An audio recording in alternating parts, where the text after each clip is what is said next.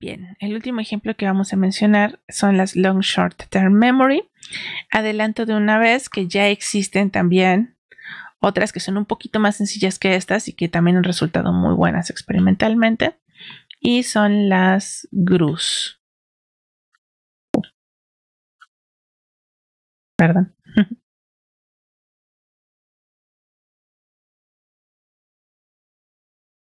Entonces, una vez que ya han visto estas, no olviden echarle un ojo a estas de acá.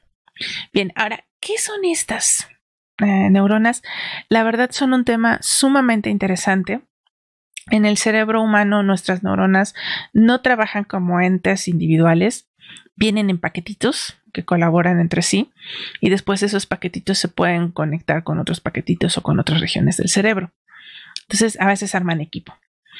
Y entonces las Long Short Term Memory, o memorias de corto plazo, lo que hacen es conectar a varias neuronas teniendo un estado interno que se va a ir actualizando poco a poco. Es algo más parecido a tener una célula, de hecho. Ahora, ¿para qué nos van a servir? Para reconocimiento de escritura, del habla, generación de escritura, traducción, rotulado de imágenes, análisis sintáctico y son mucho más rápidas y eficientes de entrenar que los ejemplos que hemos visto anteriormente. Ahora, este diagrama es bastante curioso. En realidad creo que tendríamos que encerrar todo esto adentro de una burbuja.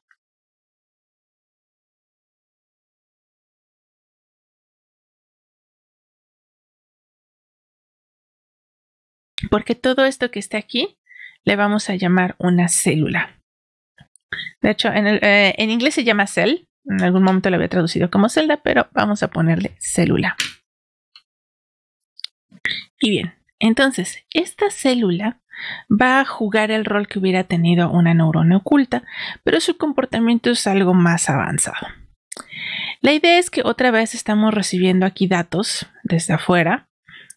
Podría ser los mismos datos, van a alimentar estas como 4 compuertas internas o podrían ser diferentes para cada una de ellas. Realmente ya habíamos visto que en los diseños hay mucha libertad.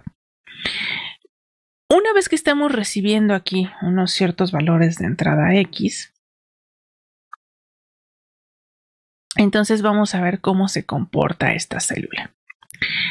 Entra el dato X y de T y vamos a tener ahora 4 compuertas. La que va a ser la compuerta la entrada tal cual, la compuerta de entrada, la compuerta de olvido y la compuerta de salida. A ver. Okay. Entonces, nuestros datos de entrada lo vamos a dividir en 4 bloques porque vamos a tener ahora las entradas tal cual, que simple y sencillamente las recibimos, les aplicamos su función de activación. Y lo que vamos a hacer entonces con estos datos es lo siguiente. Entra el dato y esto es básicamente como si estuviera entrando a una neurona común y corriente. Lo vamos a procesar y vamos a dar un resultado de salida. Excepto que no siempre lo vamos a procesar igual que antes. A veces vamos a decidir que en este momento este dato no es relevante para nosotros. Y esto va a estar dado por una especie de contexto, que va a ser la entrada que va a entrar a esta parte de la celda. Insisto, podríamos pensar que hay un vector aquí, donde parte de las componentes va a dar acá, parte va a venir a dar acá, parte va a venir a dar acá, parte va a ser para acá. O a lo mejor tenemos una misma entrada que va a entrar a las 4 entradas. Varía. Pero pensemos de momento que tenemos esta especie de contexto que va a parar a cada una de las puertas. Entonces, los datos que alimenten a esta sección de la celda, lo que van a hacer es evaluar si en este momento sí deberíamos procesar estos datos o no. Entonces podemos cerrar la celda o abrir la celda. Y para determinar esto vamos a utilizar como función de activación una tangente hiperbólica. Y lo que va a suceder entonces con nuestro dato de entrada es que lo vamos a multiplicar por el valor de activación de esta celda.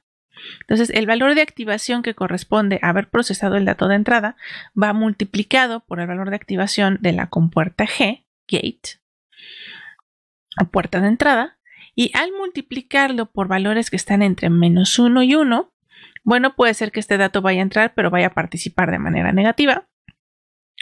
O puede ser que quede multiplicado por un valor cercano a 0 y entonces este dato básicamente no va a importar en este paso temporal. Y eso nos va a permitir que estas celdas decidan si ahorita van a influenciar su estado interno y van a producir algún resultado, o si en este momento lo que corresponde es ignorar el dato que está entrando.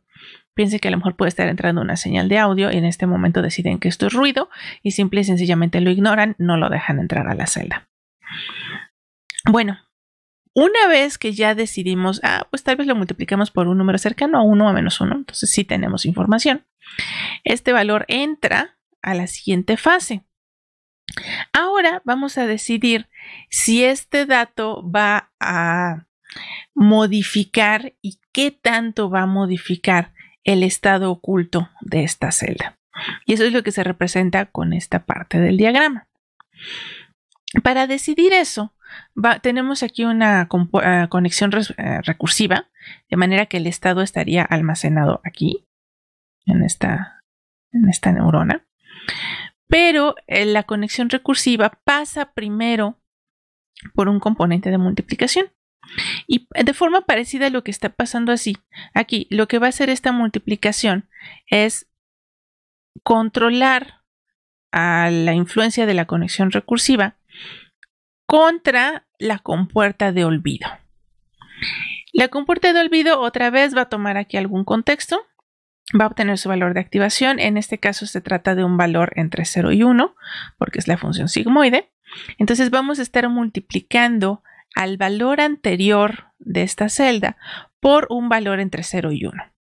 Si lo multiplicamos por 0, entonces quiere decir que la conexión recurrente no va a contribuir a lo que se almacene en este lugar. Quiere decir básicamente que el nuevo dato que entró es tal cual el que se va a almacenar. Si por el contrario esta neurona obtiene un valor de activación cercano a 1, entonces el histórico se va a conservar y el nuevo valor que estamos agregando aquí va a ser una combinación de lo que ya valía antes más lo que acaba de entrar. Más aún, como esto realmente tiene todo el rango continuo entre 0 y 1, esta neurona que está aquí nos está metiendo ahora esta posibilidad que veíamos antes de una especie de actualización como interpolada dependiendo del parámetro alfa. Puede llegar a tener menos o más contribución dependiendo de este valor de activación de sigma. Entonces, por eso se le llama compuerta del olvido. El rol que está jugando es decidir si voy a multiplicar por algo cercano a 0, o si tomo tantito, 0.2, o si quiero recordar mucho de la historia, 0.8, 0.9, y eso lo voy a multiplicar por la entrada que acabo de recibir. Una vez que ya se decidió qué combinación entre el pasado y el presente vamos a almacenar, obtenemos nuestro nuevo estado para este nodo. Falta la última parte. Y esta última parte consiste en decidir, bueno, sí, ok, ya lo pensé, ya actualicé mi estado, pero ahora, ¿lo quiero comunicar al mundo o prefiero guardármelo todavía antes de dar alguna señal? Y esta última decisión se va a tomar por medio de una compuerta de salida F. Y esta compuerta funciona de la misma manera que las anteriores. Vamos a tener por un lado el valor que estoy considerando si lo voy a sacar o no, si lo voy a publicar o no. Y por otro lado vamos a tener un valor de activación de compuerta que está entre 0 y 1. Y esos dos valores se multiplican. Al multiplicarlos, entonces si es cercano a 0, esta celda decidió quedarse callada. Si es un valor cercano a 1, dijo, sí, es tiempo de hablar, voy a publicar el valor que he estado procesando. Y podemos tener valores intermedios. Bueno, voy a susurrar qué fue lo que calculé si estoy multiplicando por un 0.2, o lo voy a hablar con bastante convicción si lo multiplico por un 0.8 o un 0.9. Y todo esto completo es una unidad de procesamiento. Ahora podemos pensar en nuestra red neuronal armándola con pequeños paquetitos que tienen esta forma de LSTM.